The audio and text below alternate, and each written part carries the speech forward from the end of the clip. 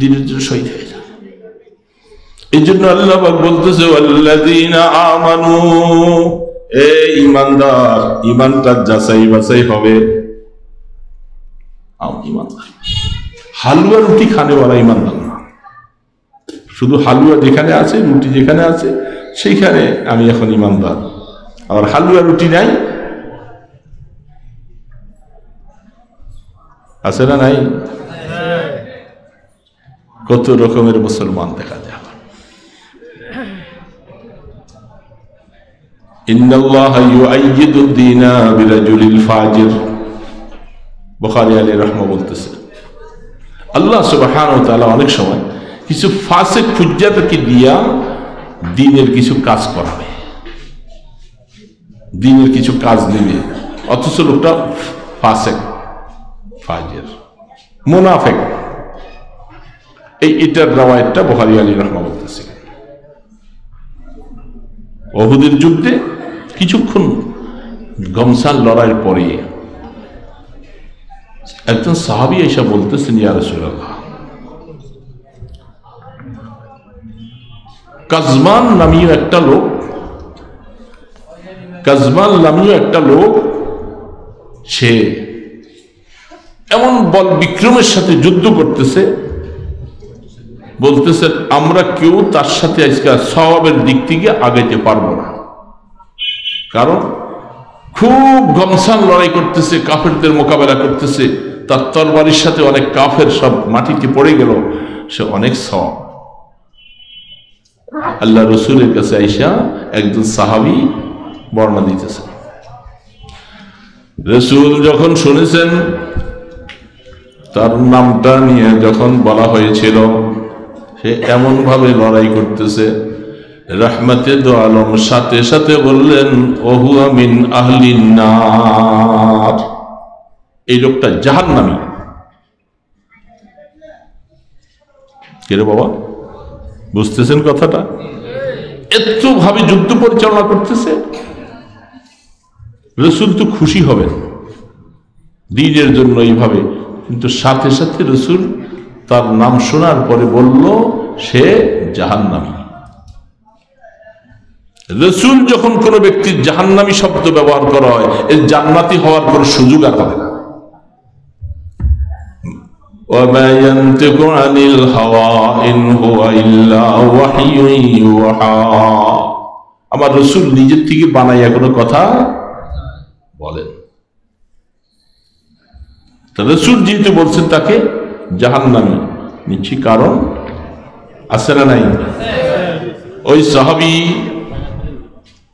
মনে মনে চিন্তা করলেন ব্যাপারটা কি, তার ব্যাপারে আমি প্রশংসা করলাম আর রহমতে দো আলম তাকে জাহান্নামী বলছে, ব্যাপারটা তো কঠিন। তিনি দৌড়াইয়া গেলেন, যাইয়া ওই লোকটা যে যুদ্ধ পরিচালনা করতেছে তার পিছে পিছে তিনি ঘুরে ঘুরে দেখতেছে, কিছু না কিছু ঘটবে। রসুল তাকে জাহান্নামী বলছে, দূর থেকে নজর করে দেখে তরবারি চলছে, হঠাৎ করে একটা তরবারি তার উপরে আঘাত যখন হেনেছে, আঘাত আসার পরে মাটিতে লুটাই পড়ে যায়। সাহাবী মুখবের বলতেছে মনে চাইছিল একটু তার সাথে সহযোগিতা হইয়া কাফেরের মোকাবেলা করি, কিন্তু মনটা এখন খারাপ, যেহেতু তাকে রসুল জাহান্নামী বলছে, তার জন্য কিছু কাজ করা আমার জন্য প্রয়োজন মনে করি নাই। দূরে দাঁড়িয়ে আছে, দাঁড়িয়ে থাকার পরে এই লোকটা রক্তক্ষরণ হচ্ছে, ছটফট করতেছে, চিৎকার করতেছে, তরবারে আঘাত সহ্য করতে পারে না। কতক্ষণ পর তরবারিটাকে, তার নিজের তরবারিটা ধার অংশটা পেটের মধ্যে দিয়া জোরে চাপ দিয়া নিজে নিজে আত্মহত্যা করে। সাহাবী দৌড়ে আইসা আল্লাহর পয়গম্বরের সামনে বলছে, ফাদাকা আবি ওয়া উম্মি ইয়া রাসূলুল্লাহ, ওগো আল্লাহর রাসূল, আমার মা বাবা আপনার জন্য কোরবান যায়।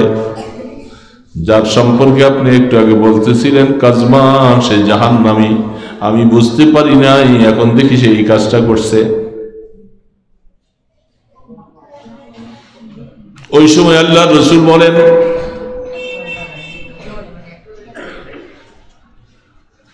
আল্লাহ পাক ভালো করে জানেন দ্বীনের জন্য কে জিহাদ করলো, কে নিজের বংশ অথবা নিজেদের গর্ব দেখাবার জন্য জিহাদ করলো, সেটা আল্লাহ ছাড়া জানার খবর আর কারো কাছে নাই।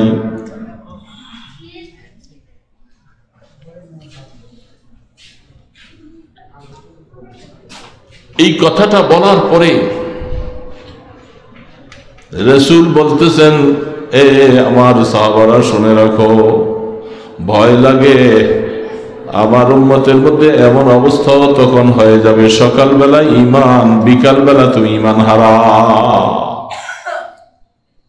বিকালবেলা ঈমানওয়ালা, সকালবেলা তুমি ঈমান হারা, এই অবস্থায় চলে আসবে সেই জামানাটা সামনে।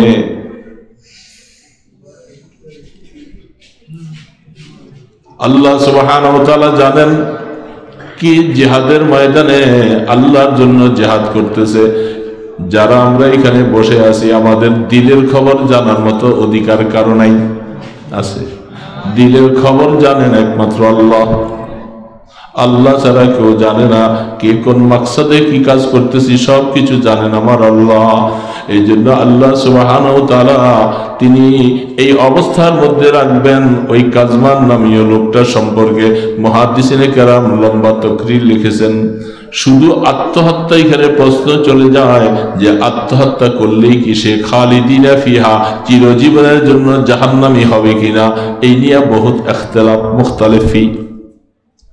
যারা কথা শেষ হয়ে যাচ্ছে ইনশাআল্লাহ, যারা আত্মহত্যার ব্যাপারে আমাদের দেশে অনেক কথা অনেকের কাছে আছে, মাসালার মধ্যে আমরা পেয়ে থাকি, কেউ যদি আত্মহত্যা করে তার জানাজা হবে, কবরও হবে, তবে সমাজের ভালো মানুষেরা যেন তার জানাজায় অ্যাটেন্ড না করে, এটা মাসালা। কেন? এটা একটা উপস্থিত যারা জীবিত আছে তাদেরকে বোঝাবার জন্য যে এই কাজ করলে তার জানাজা ভালো মানুষ যায় না, এনজার করার জন্য, তাকে সমাজের মানুষকে একটু ভয় দেখাবার জন্য এই কাজ করা। এখন সেখানে আত্মহত্যা কর্মওয়ালাদের ব্যাপারে ফতুয়াতে বিভিন্ন মাসালা আসছেন যে তাদের জন্য দোয়া করা যাবে কিনা। শরীয়তের মাসালা আছে, দোয়া করা যাবে, কারণ খালিদিনা ফিহার ব্যাপারে চিরজীবন জাহান্নামে যাবে এই ব্যাপারে নিয়ে অনেক ইখতিলাফ আছে ওলামায়ে কেরামদের মধ্যে। যার কারণে এখন কাজমান সে আত্মহত্যা করেছে এই কারণেই রাসূল তাকে জাহান্নামী বলেন নাই, বরং তাকে জাহান্নামী বলার পিছনে কারণ হলো সে ছিল মুনাফিক। কি ছিল? মুনাফিক ছিল। আল্লাহ পাকের তরফ থেকে রাসূলকে ওই সময় জানিয়ে দেওয়া হয়েছিল সে মুনাফিক, নেফাক অবস্থায় জিহাদের ময়দানে আসছে, আর মুনাফিকের স্থান হল জাহান্নাম। যুদ্ধ পরিচালনা করতেছে ঠিকই, কিন্তু অন্তরের মধ্যে তার নেফাক ছিল। ইন্নাল মুনাফিকিনা ফি দারকিল আসফালি মিনান নার। এইজন্য মুনাফিকদের অবস্থা খুব খারাপ। আমাদের এই সমাজের মধ্যে বহু মুনাফিক, আকীদাগত মুনাফিক আছে, আমলি মুনাফিক তো অভাব নেই। মুনাফিকের তিনটা অবস্থা। কথা বললে কি বলে? বলেন না কেন? কি বলে? আমানত রাখলে, এই আমানতের দুই সুরত আছে। আমানত, কথার আমানতও আছে, টাকা পয়সার আমানত আছে। তার সাথে কথাবার্তা বলে বলছেন, ভাই তোমার কাছে কথার আমানত রাখলাম, কারো কাছে বলো না, আপনি এখান থেকে বাইরে যাইয়া লাগাইছেন, এই কথার আমানত। এই জন্য আমানাতি তুআদ্দুল আমানাতি লিআহলিহা বহু বচন বলা হয়েছিল। 3 নম্বর হলো যখন সে ওয়াদা করে, কয়টা হলো? 1 নম্বর মিথ্যা বলে, কথা যখনই বলে তখন। 2 নম্বর আমানতের খেয়ানত করে। 3 নম্বর ওয়াদা ভঙ্গ করে। এটাকে আমলি মুনাফিক বলা হয়। আমলের দিক থেকে সে 3 কাজ যার মধ্যে পাওয়া গেল, সে মুনাফিকের কাজ করল, তওবা না করা পর্যন্ত ক্ষমা হবে। আর আরেকটা হলো আকীদাগত মুনাফিক, যেটা ছিল আব্দুল্লাহ ইবনে উবাই মুনাফিক, যারা ওদের মতো, যারা আসলে শুরুতে মুসলমানদের সাথে আছে, দিলের মধ্যে সে কোরআন ভালোবাসে না, আল্লাহকে পছন্দ করে না, নবীকে গালি দেয়, মুসলমানদের সাথে দুশ্মনী রাখে, বোঝা যায় সে আকীদাগত মুনাফিক। সে মুসলমানের শুরুত হলেও সে আসলে মুসলমান না।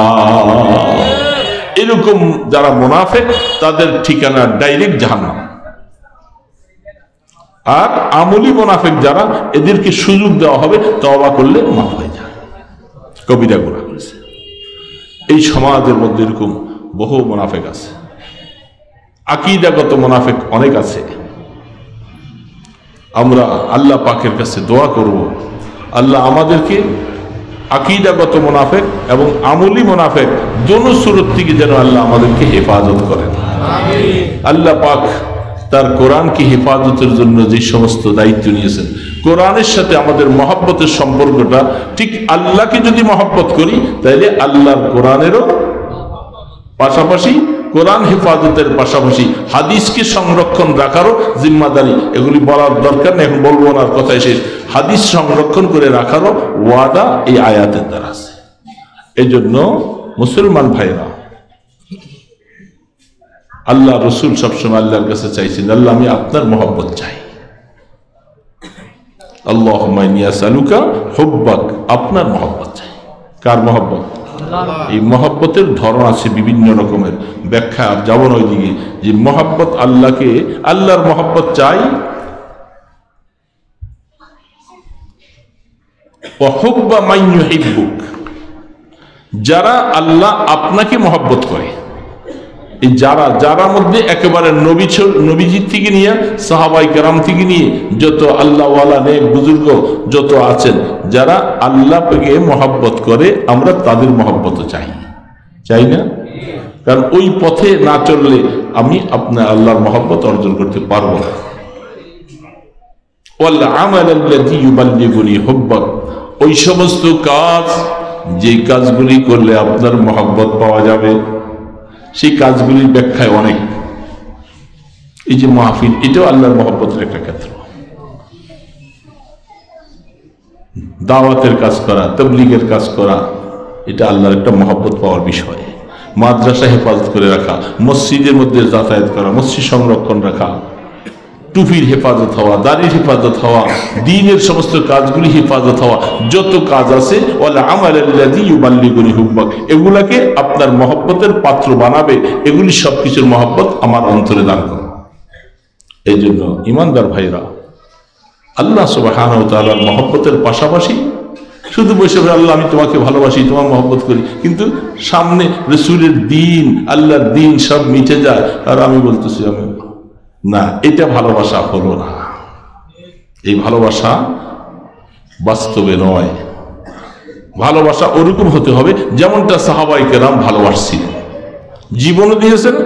রুহবানান ফিল লাইল ফুরসানান ফিন নাহার, রাত্রিবেলা তাহাজ্জুদে, দিনের বেলা ঘোড়ার পিঠে। এই সাহাবায়ে কেরামদের আদর্শ। এই জন্য ইমানদার মুসলমান মনে রাখতে হবে, আল্লাহর মহব্বত ছাড়া কোনো গতি নেই। আল্লাহ তার এত প্রিয় বন্ধুকে পর্যন্ত রক্ত ঝরাইছেন শুধু দ্বীনের স্বার্থে। কারো বাবার ক্ষমতা ছিল না রাসূল উপরে চোখ রাঙা করে দেখাবার। এই জন্য আমাদেরকে সবকিছু বুঝাই দিয়ে গেছেন, তারপরে যদি আমরা না বুঝি আমাদের কপাল খারাপ, কপাল বন্ধ। তো আল্লাহ সুবহানাহু ওয়া তাআলা মেহেরবানি করে আমাদের এই সমাজকে, আমাদের দেশকে আল্লাহ পাক কোরআন হারা যেন না করেন, কোরআনের সাথে যেন আমাদেরকে সম্পৃক্ত রাখেন, কোরআনের ঘরগুলোকে যেন আল্লাহ হেফাজত করেন, কোরআন ওয়ালাদেরকে যেন হেফাজত করেন।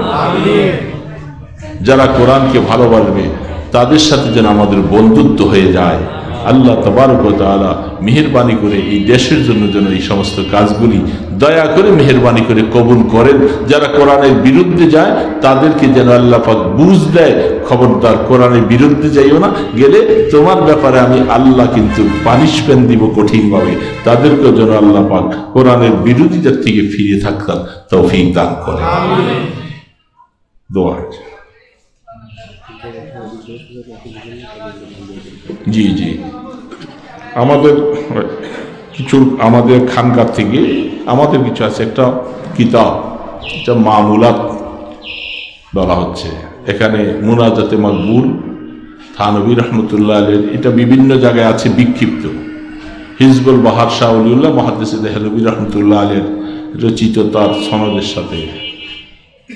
তারপরে মঞ্জিল জাকারিয়া রহমতুল্লাহ আলাইহ তৈরিকৃত দালাইলুল খায়রাত থেকে দুরূদ শরীফ, এগুলোকে একত্রিত করে আরও হাদিসের বিভিন্ন আমল, সূরা ফাতিহা, সূরা ইখলাস এবং সকাল সন্ধ্যার দৈনন্দিনের কিছু সুন্নত তরিকা মতো ছোট ছোট কতগুলি আমল একত্রিত করে আমাদের খানকার থেকে এটা ছাপানো হয়েছে। এটা ব্যবসার জন্য নয়, ছাপা খরচ 100 টাকা শুধু, এতটুকুই। অনেক জায়গার মধ্যে মাহফিলে অনেকে নিয়ে যায়, ফায়দা হয়, অনেকে অনেক ফায়দা পাবেন। আমলগুলি আমরা করতেছি আলহামদুলিল্লাহ, আমাদের হজরত করতেন, আমরা করে যাচ্ছি। ওলামায়ে কেরাম, ওলামা ভাইদেরকে বলবো, এই সমস্ত আমলের দ্বারা আপনার দুনিয়া ও আখেরাতের রাস্তা প্রশস্ত হয়। থানভী রহমতুল্লাহ আলাইহি তিনি মুনাজাতে মকবুল মঞ্জিল বলে 7টা মঞ্জিল লিখে গেছেন, দৈনিক একটা মঞ্জিল। এত সুন্দর জামে মানে দোয়াগুলি, যেগুলি আমরা অনেক সময় মুখস্থ করে 2টা একটা দোয়া ছাড়া পারি না, কিন্তু এই জন্য মুনাজাতে মকবুলে সব রেখে। বহুত বড় বড় মুহাক্কিকিন তারা মুনাজাতে মকবুলে আমল করে। তো আমরা অনেকে এমন কি হয়ে গেলাম, নিজে আমল করি না। মঞ্জিলগুলি আমল করা একান্ত দরকার। বহু বহু আলেম ভাইদেরকে যারা আমাদের সাথে ইসলাহিতা আলোক রাখছেন, অনেক সময় আছি, সবাইকে বলি থাকি যে আপনারা আমল করেন।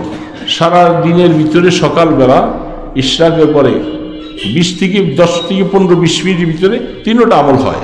মঞ্জিল হয়, হিজবুল বাহার, যে হিজবুল বাহার সম্পর্কে শাহ ওলিউল্লাহ মুহাদ্দিস রহমতুল্লাহ আলাইহি যে সনদের সাথে বয়ান করছেন, যে কোনো মুশকিল সমস্যা আফসুস লাগে, আমরা আলেম ভাইরাও অনেকে কত সময় আমাদের বেকার চলে যায়, কিন্তু আমরা পারি না মুনাজাতে মকবুল। হাকিমুল উম্মত থানভী রহমতুল্লাহ আলাইহি লিখে দিয়ে গেলেন আমাদের কাছে, কিন্তু আমরা ওনাকে ভালোবাসি, ওনার এই আমল ভালোবাসি না। এই জন্য আলেম ভাইদেরকে আমি অনুরোধ করব, এই এলাকায় আপনারা যারা আছেন, ওলামায়ে কেরাম, মাদ্রাসা হুজুররা, সময় করে এই আমলের মধ্যে আনবেন, দেখবেন এর ফায়দা আপনি পাবেন। কি ফায়দা যে আছে, আসলে গল্প গুজবে সময় চলে যায়। দৈনিক আলাদ দাওয়াম খায়রুল আমালে মা দিমা ওয়া ইন কাল্লা, হাদিসের ইবারত। যেহেতু আমল, ওই আমলটাই সবচেয়ে উত্তম আমল, যেটা ছোট হোক কিন্তু হামেশা হামেশা কন্টিনিউ, একদিনের জন্য যেন ছুটে না। একদিন ইচ্ছা করলে একজন একেবারে তাহাজ্জুদ পড়ে একেবারে সারা জায়গা করতে পারবে, এটা ফায়দা নাই। সব প্রত্যেক দিন ইশরাক আওয়াবিন এগুলি প্রত্যেক দিন আমলে রাখা যায় ভাই, তাহলে জিন্দিগি বনবে, সুন্দর হবে, আমল হবে। যারা এই মাহফিলের আয়োজন করেছেন, আল্লাহ পাক তাদেরকে দুনিয়া আখিরাতের জাযায় খায়ের দান করেন। আস্তাগফিরুল্লাহ আল্লাযী লা ইলাহা ইল্লা হুয়াল হাইয়ুল কাইয়্যুম ওয়া আতুবু ইলাইহি। আস্তাগফিরুল্লাহ রাব্বী মিন কুল্লি যামবিন ওয়া আতুবু ইলাইহি। লা হাওলা ওয়া লা কুওয়াতা ইল্লা বিল্লাহিল আলিয়্যিল আযীম। আল্লাহুম্মা সাল্লি আলা মুহাম্মাদিন ওয়া আলা আলিহি ওয়া আসহাবিহি ওয়া বারিক ওয়া সাল্লিম। আল্লাহুম্মা সাল্লি আলা মুহাম্মাদিন ওয়া আলা আলিহি ওয়া আসহাবিহি ওয়া বারিক ওয়া সাল্লিম। দৈনিক নিজের আমলে 100 বার ইস্তেগফার, 100 বার দুরূদ শরীফ, 100 বার কালেমায়ে তামজিদ, এগুলি আমলে থাকা চাই। সকালে 100 বার আপনি সুবহানাল্লাহ আলহামদুলিল্লাহ লা ইলাহা ইল্লাল্লাহ আল্লাহু আকবার সকালে 100 বার পড়েন, বিকালে 100 বার পড়েন, দুরূদ শরীফ পড়েন। সারাদিনে কয়বার পড়ছি, এই জন্য অনেক সময় বলে থাকে, এই জন্য কিছু দুরূদ শরীফ দেওয়া হয়েছে, পড়ি না তো। নামাজের দুরূদ শরীফ ছাড়া সারাদিন আর দুরূদ পড়ি না। আল্লাহ রসুল যেখানে 70 থেকে 100 বার তওবা করতেন, রসুলের কোনো গুনাহ ছিল? তা আল্লাহ রসুল কেন করছেন? তালিম আল্লিল উম্মাহ, আমাদেরকে শিখাই গেছে, কিন্তু আমরা গাফেল, আমরা তওবা করি না। এই জন্য 20 বার করে প্রত্যেক নামাজের পরে পড়লে 5 ওয়াক্ত নামাজের পরে 100 বার হয়ে যাবে। খেয়াল করে করলেই হয়ে যায়। এই জন্য ভাইরা আফসোস লাগে, আমাদের সময় চলে যাচ্ছে, হায়াত চলে যাচ্ছে, আমল করতে পারি না। আমলের সাথে লেগে থাকি, আমলের সাথে লেগে থাকি। আল্লাহ পাক আমাদেরকে আমল করে দুনিয়ার থেকে যাওয়ার তৌফিক দান করে। আলহামদুলিল্লাহি রাব্বিল আলামিন, والصلاة والسلام على أشرف الأنبياء والمرسلين يا حي يا قيوم برحمتك نستغيث أصلح لنا شأننا كله ولا تكلنا إلى أنفسنا طرفة عين اللهم لا أحصي ثناء عليك أنت كما أثنيت على نفسك اللهم إني أعوذ بك أن أشرك بك شيئا وأعوذ بك أن لا أشرك بشيء أي الله দয়া করে মেহেরবানি করে আমাদের জীবনের গুনাহগুলি মাফ করে দাও আল্লাহ। আমরা অনেক গুনাহ করে ফেলছি আল্লাহ, গুনার কারণে আমরা মুসিবতে পড়ে আছি আল্লাহ। তুমি নারাজ হয়ে গেছো আল্লাহ, আমাদের গুনাহগুলি মাফ করে দাও আল্লাহ। গুনার রাস্তা থেকে আমাদেরকে হেফাজত ফরমাও। আমরা তো শেষ জামানায় আসছি আল্লাহ, চতুর্দিকে শুধু ফিতনা আর ফিতনা দেখতেছি। এই ফিতনার মধ্যে ঈমানটুকু বাঁচিয়ে কবর পর্যন্ত যাওয়ার ব্যাপারে বহুত পেরেশান আছি আল্লাহ। তুমি আমাদের ঈমানের হেফাজত করো আল্লাহ, ঈমান নিয়ে কবরে যাওয়ার তৌফিক দান করো। আয় আল্লাহ, আমলের সাথে লেগে থাকার তৌফিক দাও। আমাদের মা বাবাকে মাফ করে দাও আল্লাহ। যারা কবরবাসী তাদের কবরকে রহমতের কবর বানিয়ে দাও। যাদের মা বাবা বেঁচে আছেন তাদের গুনাহ মাফ করে দাও ইয়া আল্লাহ। আল্লাহ দয়া করে মেহেরবানি করে অসুস্থদেরকে শিফা দান করে দাও, আমাদেরকে সেহত ও আফিয়ত নসিব করে দাও। জটিল কঠিন রোগে আক্রান্ত করে দিও না আল্লাহ। আপনার ঘরে হাজিরা দেওয়ার তৌফিক দান করেন আল্লাহ। আপনার ঘরের সাথে আমাদের দিলের মহব্বতের সম্পর্ক লাগিয়ে দাও ইয়া আল্লাহ। আয় আল্লাহ, মেহেরবানি করে আমাদের এই বাংলার জমিনে আপনার কোরআনকে আল্লাহ আপনি কায়েম ও দায়েম রাখেন। যতগুলি কোরআনের ঘর আছে রহমতের চাদর দিয়া ঢাইকা রাখেন আল্লাহ। আল্লাহ, কোরআনের ঘরের দিকে যেন কেউ চোখ রাঙ্গা করে না তাকায়, তাদেরকে হেদায়েত দিয়ে দাও আল্লাহ। আল্লাহ, কোরআন ওয়ালাদেরকে আল্লাহ আপনি কবুল করেন আল্লাহ। ইলম ও উলামার ইজ্জত বাড়িয়ে দেন। মসজিদ মাদ্রাসাকে আল্লাহ আপনি হেফাজত করেন ইয়া আল্লাহ। এই মাদ্রাসা কবুল করেন। যারা এই মাহফিলের আয়োজনে সহযোগিতা করেছেন সবাইকে হেদায়েত দ্বারা মালামাল করে দেন। আয় আল্লাহ, দুনিয়া ও আখিরাতের ভালাই নসিব করে দেন।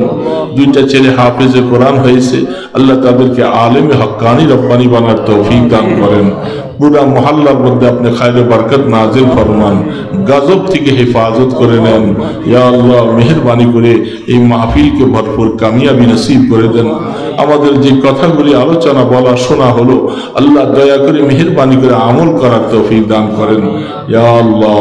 সারা বিশ্বের মধ্যে হেদায়েতকে আম করে দেন আয় আল্লাহ। আমাদের আনেওয়ালা ইজতেমাকে ভরপুর কামিয়াবি নসিব করে দিন ইয়া আল্লাহ। দেশের মধ্যে এই কাজের মধ্যে যে দ্বন্দ্ব চলছে আল্লাহ, তুমি একটু দয়া করে আপোষে মীমাংসা করে দাও আল্লাহ। আয় আল্লাহ, টকরাও ঝগড়া থেকে হেফাজত ফরমাও। মেহেরবানি করে আমাদেরকে সমস্ত কাজগুলি আল্লাহ আপনার সন্তুষ্টির জন্য করার তৌফিক দান করেন। আমাদেরকে মুখলিসিনের জামাত বানিয়ে দেন ইয়া আল্লাহ। আমাদের দুরুদ সালামের হাদিয়াগুলি সোনার মদিনায় পৌঁছে দেন আল্লাহ। মেহেরবানি করে আপনার হাবিবের কদম মোবারকের উসিলায়, আপনার ইসমে আজমের উসিলায় আমাদের দোয়াগুলি কবুল ফরমাও। সাল্লাল্লাহু তাআলা আলা খায়রি খালকিহি মুহাম্মাদ ওয়া আলা আলিহি ওয়া আসহাবিহি আজমাইন বিরহমাতিকা ইয়া আরহামার রাহিম।